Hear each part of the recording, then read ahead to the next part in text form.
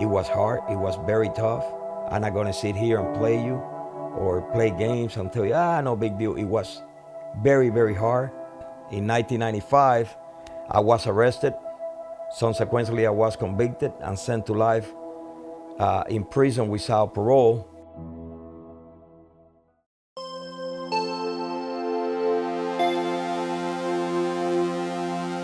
This is the garage.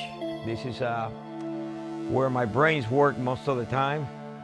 Other than creating, most of the time I create on my little office in the house. But when I start playing with what I call chemicals and products and all that, we start working with stuff that sometimes I don't even recognize them. The Corvette is a very nice car. You can see how that pearl shines and how it is. It's a 94. Everything has been redone on it. It has the C8 wheels. The hood scoop has been molded. The headlights reworked. The entire body has been done. And this is what I love to do. This is me. That's what I have in my, they say in my veins, gas and oil. No, I have customization. I love to create. I love to make a one-of-a-kind vehicle that when people see it, say, wow, that's different.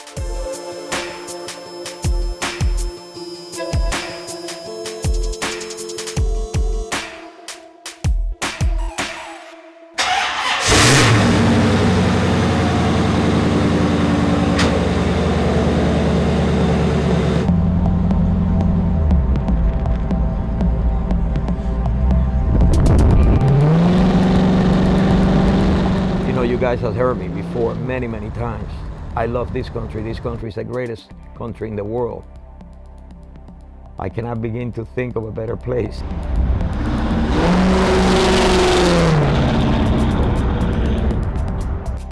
But yeah, do we have corruption? Of course we do. And I may get sentimental and I may get emotional because I really never, ever, ever thought that the federal government will do to me what they did.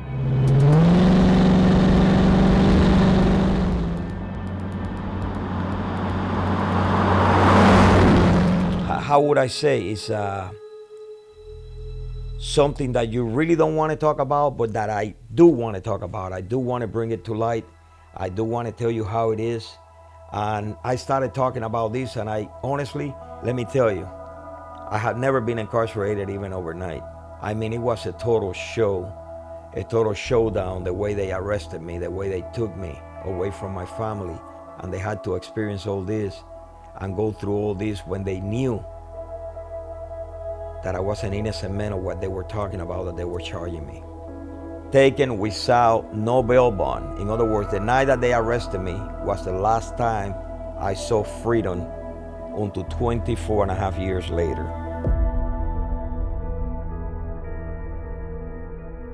The arrest comes after the indictment. They indicted me in the state of Florida, but actually the case came out of the state of Louisiana.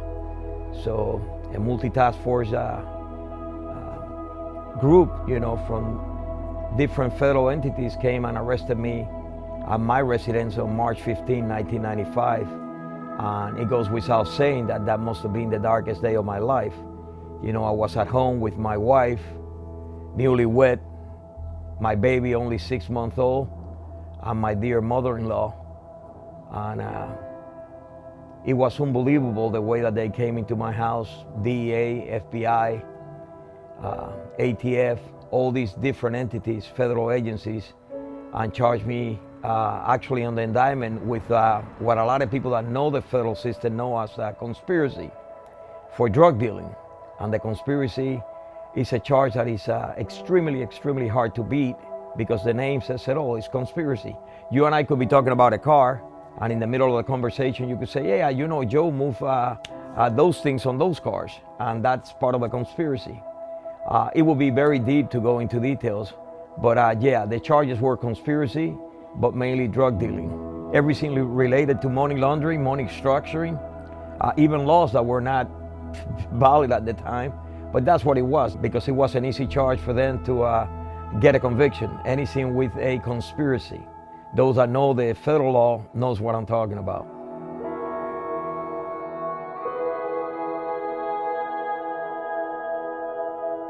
I talked to my attorneys, but the main focus was, how do I get out of prison?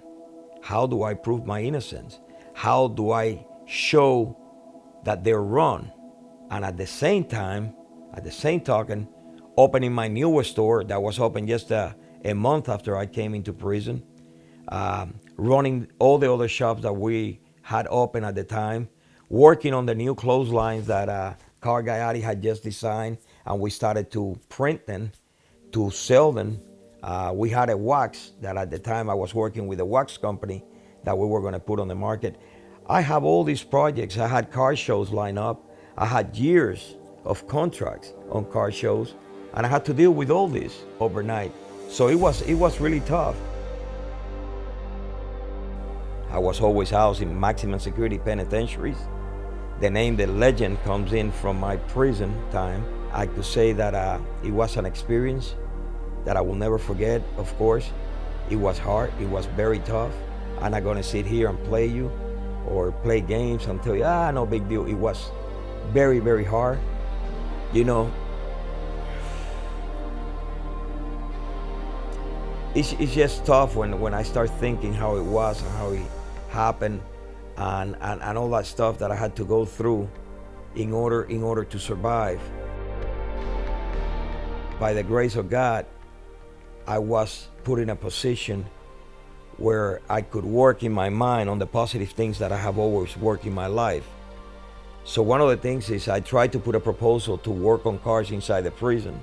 Of course, they laugh at me, especially a maximum security penitentiary. How are you gonna bring cars in there? You know, you could hide anything on anything. And I realized that, so I went to the next thing. I went and grabbed the canvas. They had a good art program, so I got the canvas to paint on the canvas. Before I started painting in there, they moved me to another prison, but the bug was in my mind. And I started painting in order to do my time right. And another thing that I did that helped me a lot was suicidal watch. I spent a lot of time in suicidal watch, helping others that were in my position and they were trying to take their own life because they couldn't deal with the situation. That's how I did the time. Painting, suicidal watch, and talking to people always in a positive note. Very little weightlifting, something you do for your mind. But other than that, just your normal day at a prison.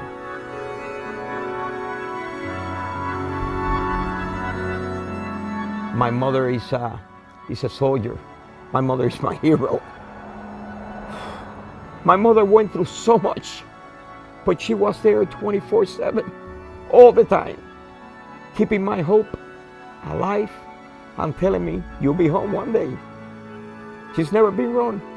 She wasn't wrong then, and I love her dearly.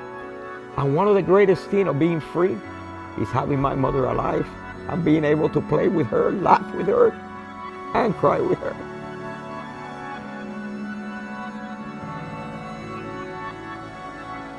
You know, I got law enforcement in my family. I said that many times, and you guys know it. From police officer to dispatch, they work for the police department. And they're not only my family, they're my friends. And I'm a true believer of law and order. Just because I went and faced what I had to go through doesn't mean I hate any of the law enforcement agency. I work with a lot of them, and I have a lot of friends in every agency. When I went to prison, I didn't really miss the Lambo, the Ferrari, the Rolex, the high life, the good life. So I thought, what I really missed was my little daughter, my life, running up to me and getting home to my baby and to my wife and enjoying life to the fullest. Things that had no monetary value. But when you ask me who was the closest, there were a lot of friends. And I thank God for that. That's what kept me going to the day that I left prison. I think one of the only times that I got in trouble in prison was when the captain called me over to the lieutenant's office to question me about the amount of mail that I was receiving, duffel bags. And that meant the world to me, because that told me that I had a lot of people who care and who wanted to support me. That's what keeps me going today. That's what really, really touched me. And I say it many times. When I see you guys reaching out and what you share with me that you have not shared until now mean the world to me, because you put me on a momentum, on a great time of remembering those good old days, stories that I didn't even have recollection of them until you brought them up, and then I remember. That is priceless.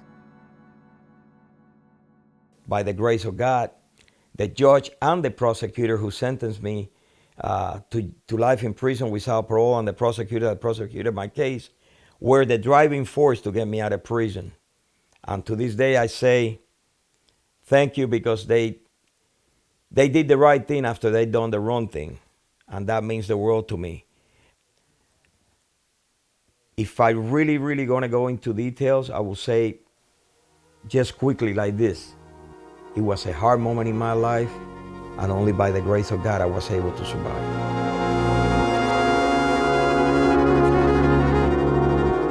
How you just walking around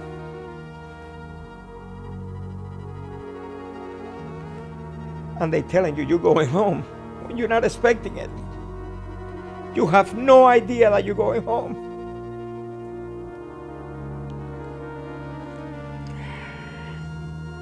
And man, but I cried. I apologize. Man, tell me to be real, and I'm real. Every one of you guys that know me know that I'm real.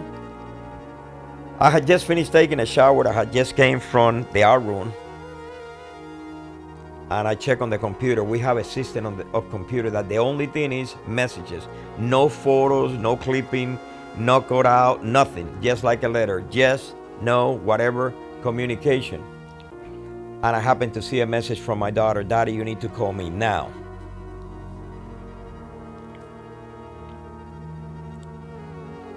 Everything flashed in my mind except that I was going home.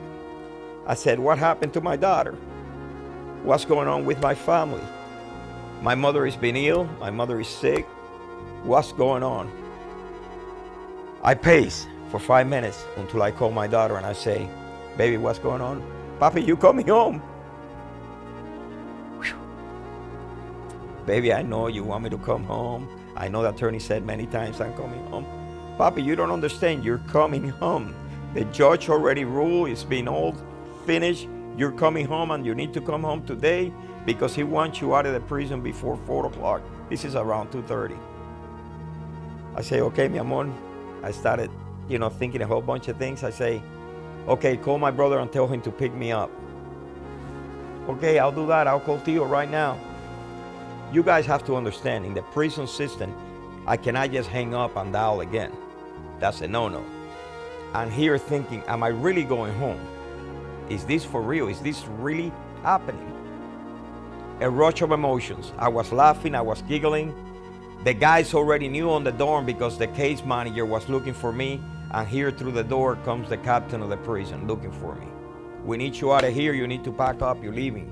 You got an immediate release. Immediate release. Can you imagine that? You've been in prison for over 24 years without being outside, and they telling you you have immediate release, you need to go. That was tough. And I know the question, and I know what you asked me, and I'm trying to answer it the best possible way. But God is my witness, and people that were there present could say, yeah, that happened. You know what I said? I don't want to leave. Please give me a couple of days. I want to say goodbye to all my friends, especially those in suicidal watch. I have a youngster that had just come in a few days before with a 10-year sentence that was in suicidal watch, and I had an 81-year-old man in suicidal watch.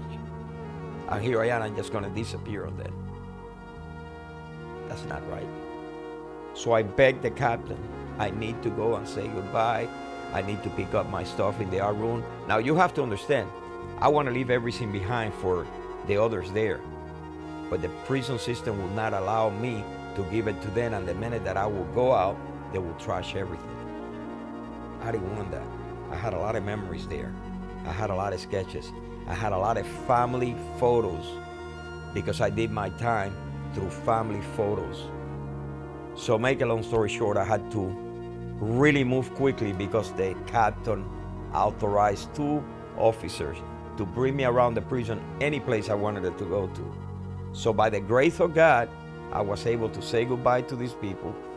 But the rush of other COs, other officers coming to say, Roly, God bless you, we pray for this, touched my heart. I never knew that these officers were actually praying for my release. At least that's what they say. So that touched me, and to this day, touched me deep. When my brother picked me up, I couldn't say nothing. Nothing. I tried, but I couldn't.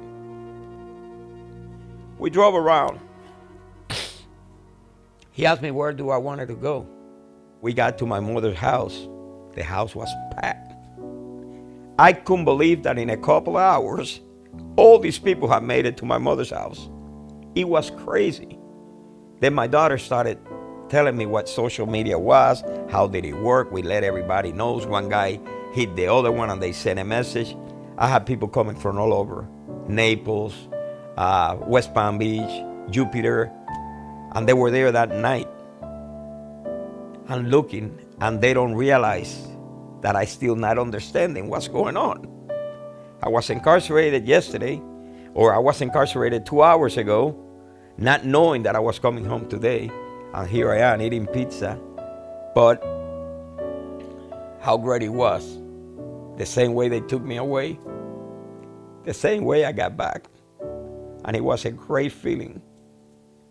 A feeling that I find very, very hard to be able to structure and tell you how great it was. It was phenomenal.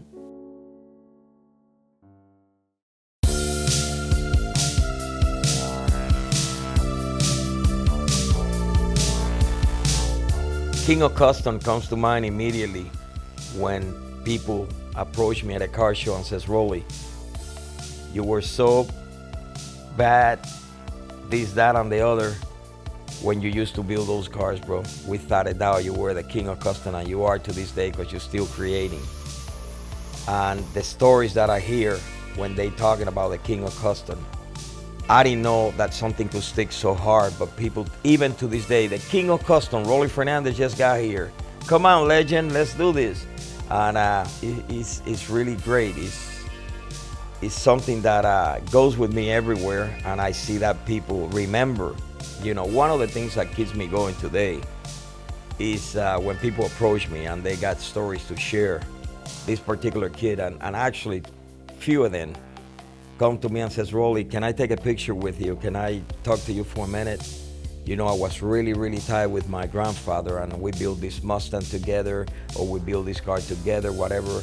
And I have great memories because every time we talk and we spend time together with a car, Roly Fernandez name come to life, not just as a king of Kustom or just as a builder, as a person.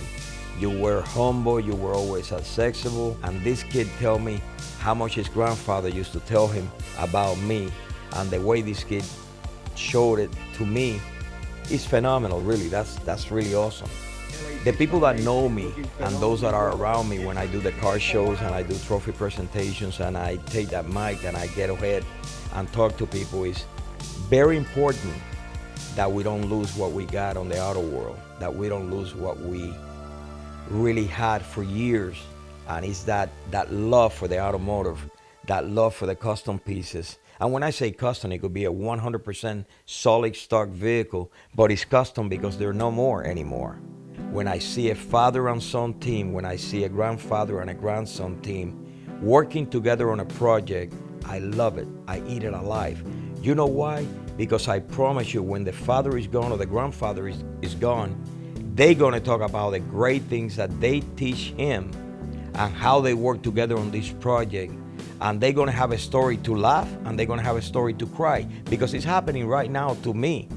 You know, when they tell me stories, oh, we were working and the engine flipped because one of the wheels on the engine stand broke, and there's stories that they're sharing. And this is the great memories, the ones that they're gonna remember. So to me, the most important thing is for that legacy to go on. If I touch your heart, if I made a positive impact in your life, and I thank every single one of you guys that have approached me and sent me messages and tell me how great it was when you did this and you did that and that you're doing it. I have people telling me that you own a custom shop because of me. That means the world to me. And that's how I want to be remembered. Without any delay, here it is.